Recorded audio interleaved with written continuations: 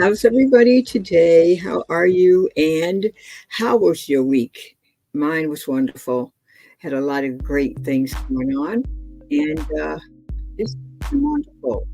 So I want you guys to enjoy every moment you have because it's so important. We don't know what is going on in this world of ours. Everything is so up in the air. The election.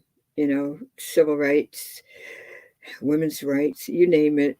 Everything is going on this time of the year. And then the education of our children, which is the most important thing, I think, to all families and all people. We must make sure our children get educated, and we can't leave that up to anyone else. We must do that ourselves and not depend on anyone to educate our children about who we are as a people. It's very important that we keep that in mind. Well, we are going to continue our great conversation about building characters and character development. And what we write about is really important. You have to think about what you want to do and what you want to say because that foundation, just those primary thoughts about your characters, the place you're putting your characters in, the situations you're putting your characters in, is extremely important. So let's do this, okay? This is going to be fun. I promised you I was going to give you a look at one of my favorite resources, and I think resources are abundant everywhere. And you are to not be bashful, go out and find anything and everything that will help you understand what you're writing about. Because if you don't have a perfect picture of the ideas you want to transmit in your book or the people, if you can't describe those people and make people see them in their imagination, they have to visually see them. And it's your job to get them there. So, as I promised, the book that I want you to take a look at is this one. You can't see the cover too good because of the pictures, but I do have a picture of it. I hope it's a good one that you can see and kind of appreciate. You get a closer look at it. But I want you to look this up, especially if you are interested in our history and how far we come since we were enslaved. Uh, Here is the book that I was telling you about that helped me a lot when I was writing uh, Buttermilk Bottom because the book includes this is Gone Against the Wind by Skip Mason, and he's a very noted and famous person in Atlanta, Georgia, because he knows everything about our history. And he did a magnificent job putting this book together. It's wonderful for writers like myself because everything is in chronological order. You don't have to figure it out. You can just go there, and he gives you all the aids. And inside the book, you will see wonderful photographs of what we look like back in different times of our existence in this country. It starts out going with the wind and with us in horse and buggies. And I think I have a few pictures here. Here's a horse and buggy being pulled by one of a business owner.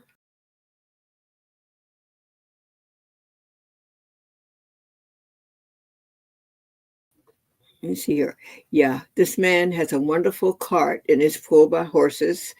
This is a tea and coffee buggy, and looks like he says the cheapest one in town or whatever. I can't even read that particularly, but he has made a business out of this, and that's a wonderful thing. And one thing I want you to look not only at the wagon that he's in that houses his goods.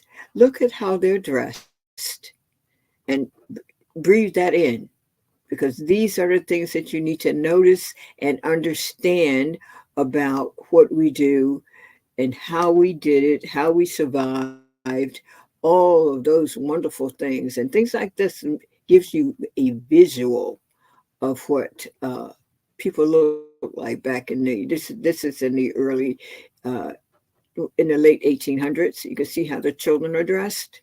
And you got clothes back here hanging on the line. This guy's looking over a fence, looking at this. I mean, it's just an amazing picture here. And the book is a pictorial history of Atlanta, Georgia. And I used this book diligently when I was writing Buttermilk Bottom, which is, I think, one of my most interesting books. Take a look at that. And we have plenty of pictures here. Streets are very important. How you're talking about a particular neighborhood, as I did in Buttermilk Bottom.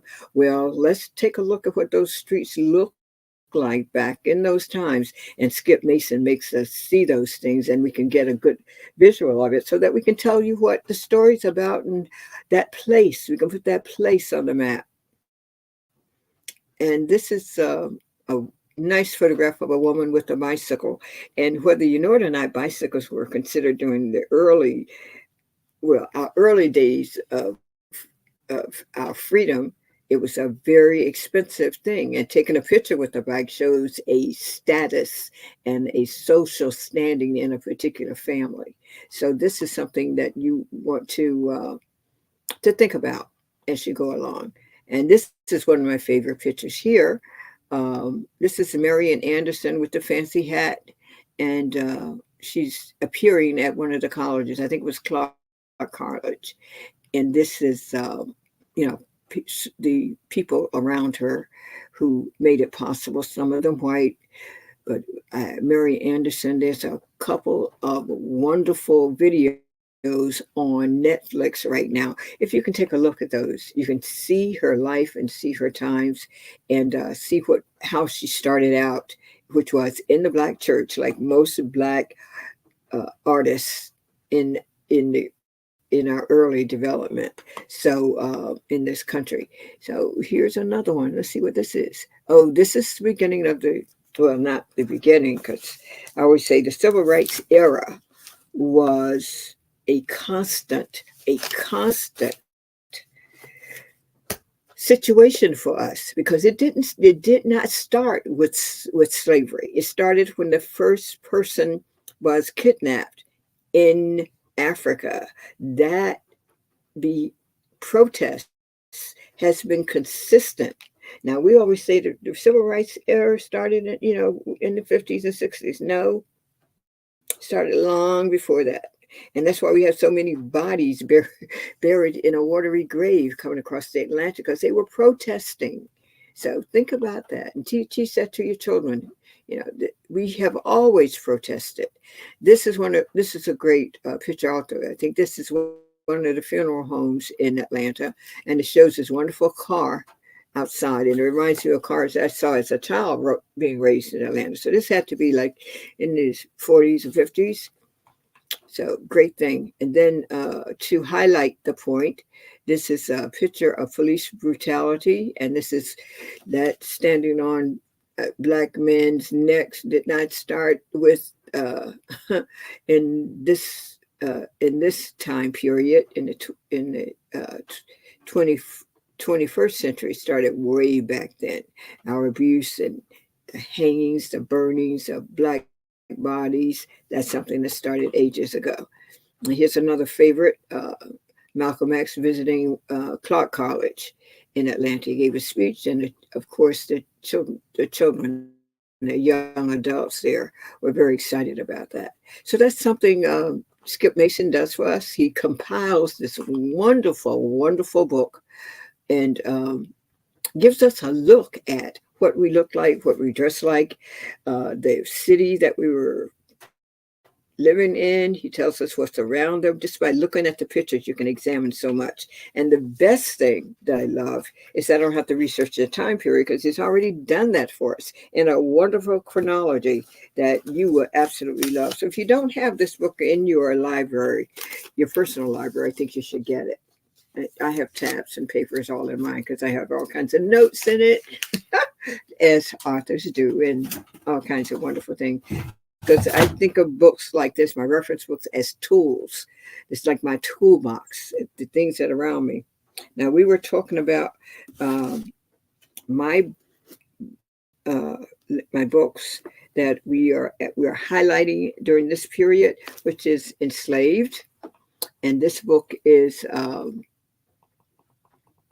about an African princess who was kidnapped and stolen away from her tribe, and a couple of people from her royal guard was also enslaved with her.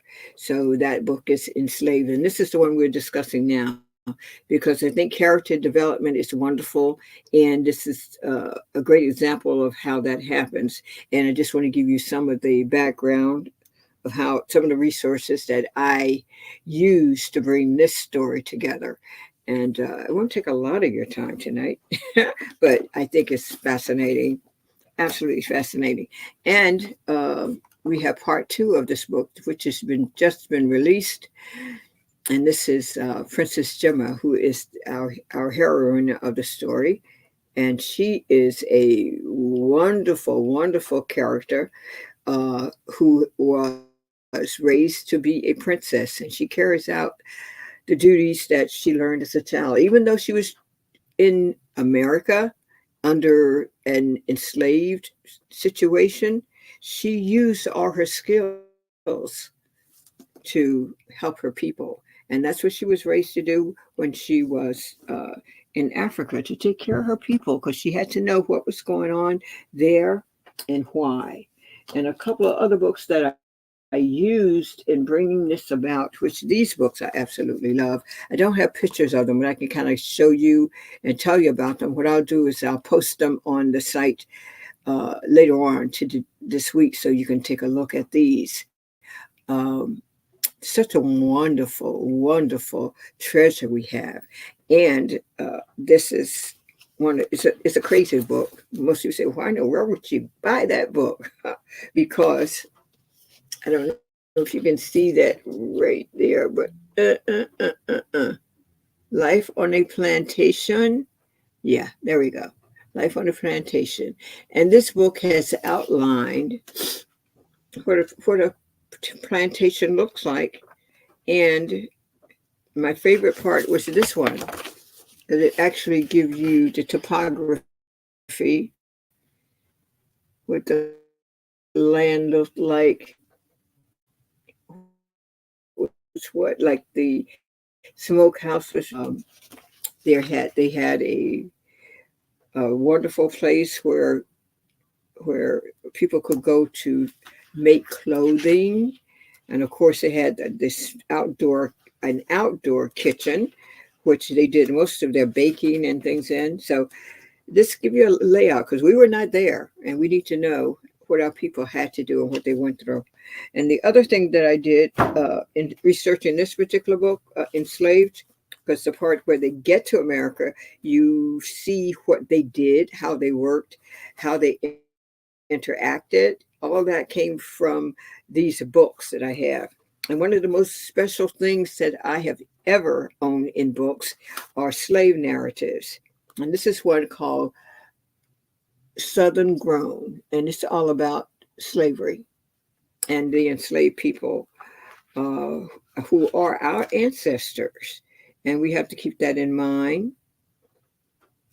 Anyway, this one is very good, but I also have another one here, which is more famous, and everybody knows Frederick Douglass and his story. And he wrote this himself.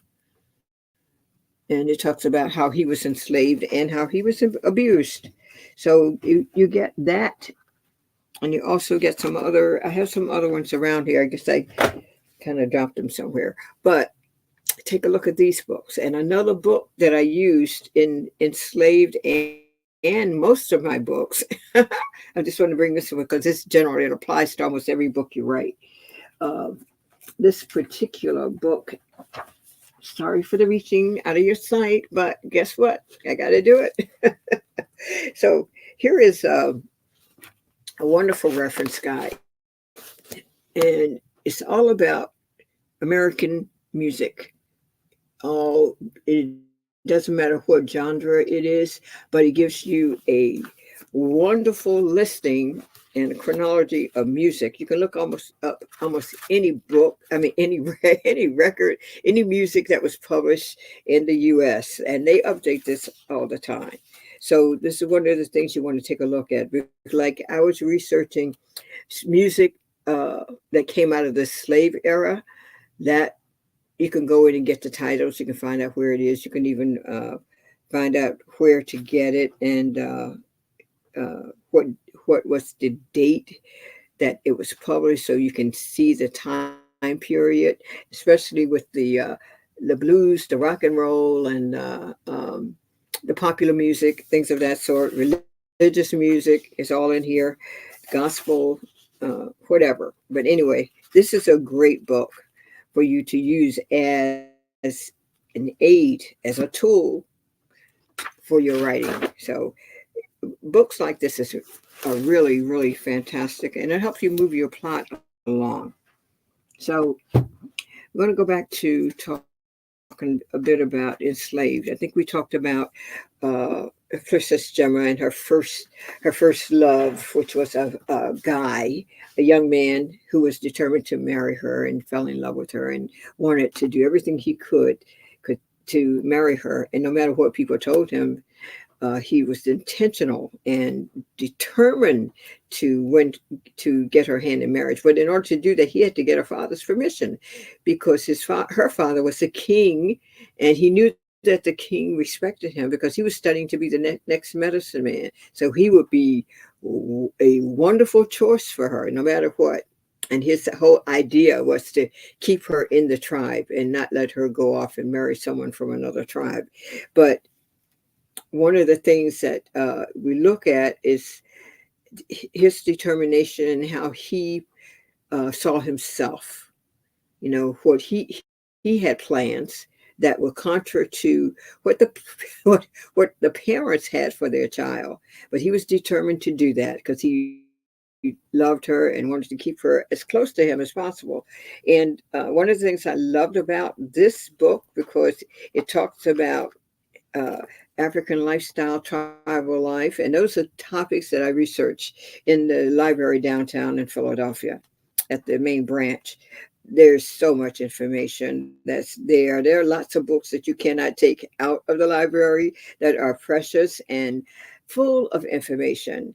And sometimes you have to wear gloves to use them, but it's well worth it. And be sure to use your librarians, because your librarians are like monumental statues of information. And all you have to do is tell them they're anxious to help you, they will help you, and they get you where you want to be very quickly. You don't have to spend the whole day looking for anything. They know where it is. So all you have to do is ask for it. It's a great, great, great resource, your public library. And be sure to have your own. I have mine, and it constantly changes and constantly grows. So take a look at that. But anyway, the characters in this book, Enslaved, is one of the things I enjoyed working on, because I wanted to make sure any person that any personality, any profile of any character that I put in this book, that it had a place and a special job to do. And that's one of the things that you must do when you are writing your book. You must make sure that you make your characters relevant. Don't just put them on there because you know you think it's a good idea, but you haven't done the research. But make sure that you look at these and take care in presenting your characters as someone special. Think of them as family members while they're in your control, in your mind. When they're here and you're working on your work on these characters and your scenes, everything has to be relevant. Don't use your time, don't waste your time uh, uh, doing anything except making this project of yours purposeful and valuable, because when someone picks up a book to read it, they've committed themselves to something that is amazing, and that's your work. So make sure you make them love it and do the job so they can be proud of you and you can be proud of yourself, and they can learn something. I don't want to write any book where I can't teach something, and I teach every phrase. I want to teach about arts and crafts, like in this book, what type of crafts we use, what we began with, what do we learn in the 17th century, I mean the 14th century, the 17th century, whatever book I'm writing on. Just make sure everything is relevant and you're teaching someone. Like someone uh, told my sister on an interview she did, because she was a masterful quilter, as my grandmother was, and I am too when I work on it when I have time to work on it. Um, that's something that's really great. But she was doing this interview on the TV, and this woman asked her, told her she didn't know black people quilted, and my sister just looked at her and said, "This white girl just told me that she didn't know black people quilted." Guess, because she did not know that quilting began with us. The oldest piece of fabric, a textile known to man, was an African quilt. Got that? The oldest.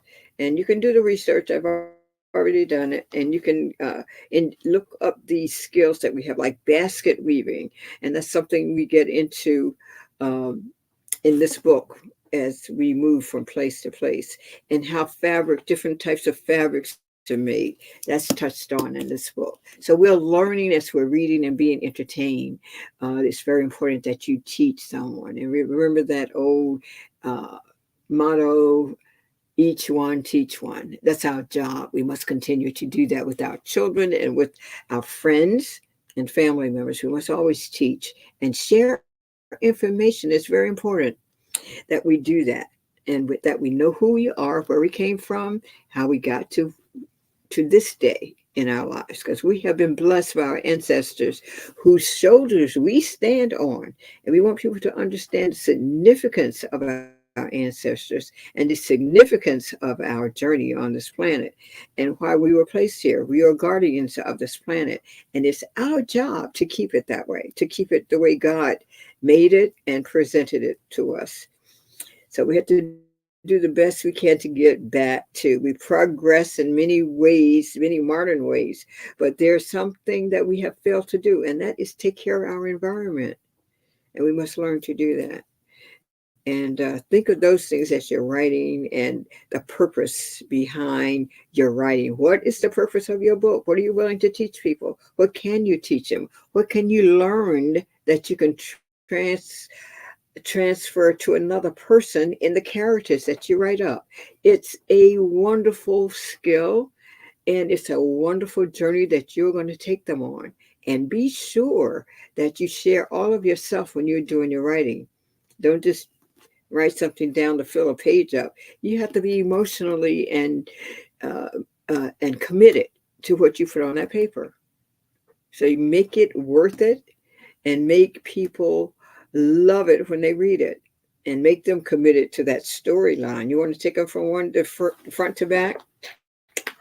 By the time they get to the back, they should be saying, and they may not like you at the end of your story. This is one. I got a lot of few people loved it now, but it takes them through some emotional episode. So, and but we ironed it out in part two.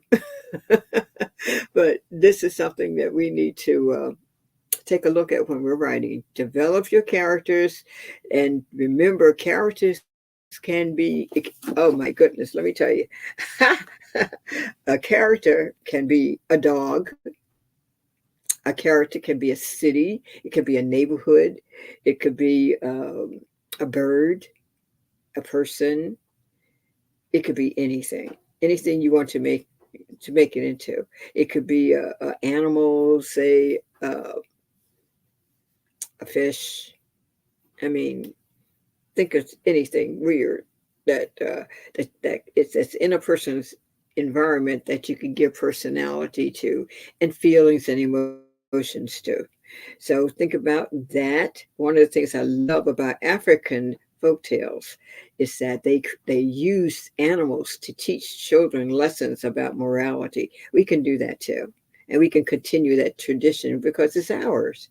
And remember, writing started with us, library science started with us, and all the tools that make up the writing process, that all came from us. It's ours. So we have to honor that legacy as we take on the responsibility to write and make sure you're right. Okay.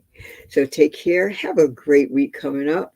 And I don't know about where you are, but here it's going to be raining quite hard. We're expecting like 4 inches of rain tomorrow. Not looking forward to that because I got a lot of outside things that I have to do. But I may have to reconsider that. But I hope your day will be sunny, bright, and warm. And we have a great, some great things coming up. Um, Not only on different shows that I host and produce.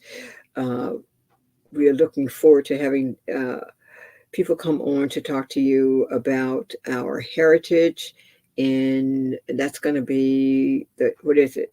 The elders speak. I'm sorry, we're having difficulties doing um, the technology for that show and getting everything together to put it in place for so many people because I don't think I've never done 9, 10 people before. So this has been running into a few problems, but we're going to get it straight and we're going to present it to you. And anyone who has advice, I need you to go on. Though these shows are going to be live, you can write. If you can't be on the show, you can use our chat room to send us ideas and participate as much as you can.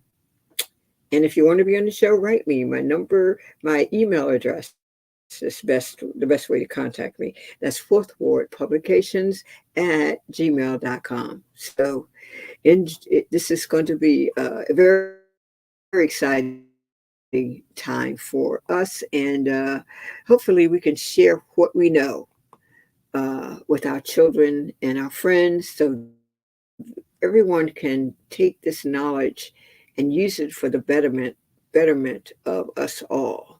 So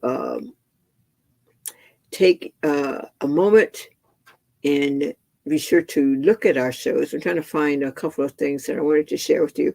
Yeah, I want to be sure to remind you to like this show, share it with a friend, and then subscribe to my channel so you can get some more tips on how to be a great writer and how to even if you don't write. That's another thing. If you don't write, teach someone else to do that.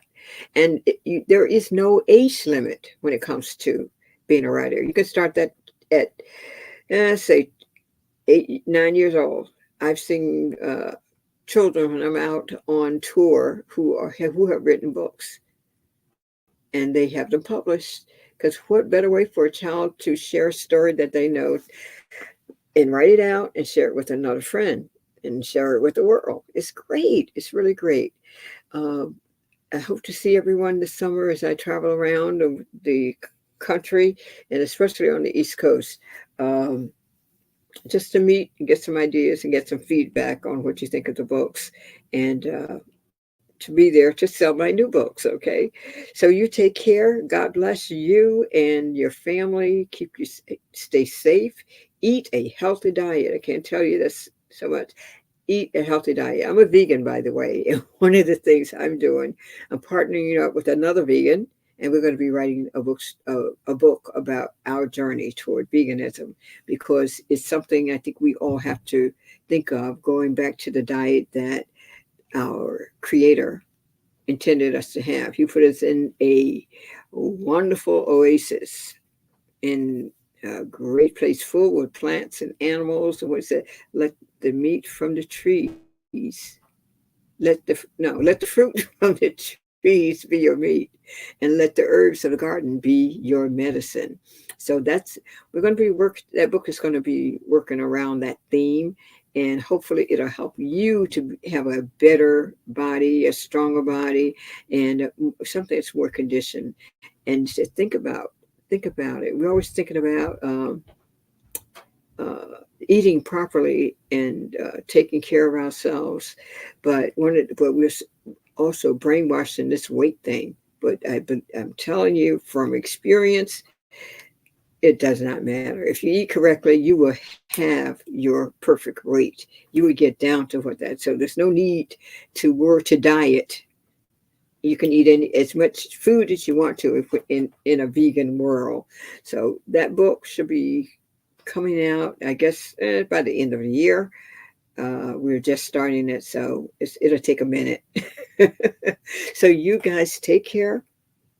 Thank you for being here. Thank you for watching. Don't remember, just remember, like the show, share it, and then subscribe to it.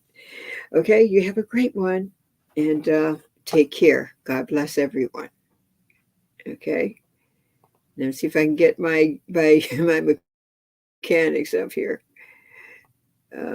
We are in the process of doing this, and don't forget to pick up Skip Mason's book, uh, Going Against the Wind. For something else that I should talk about also is titles of books, because that title is excellent. I love that title. So you take care, and God bless you, and thank you for being here. I love talking to you and sharing my journey with you. You take care, and may you always be blessed. Okay.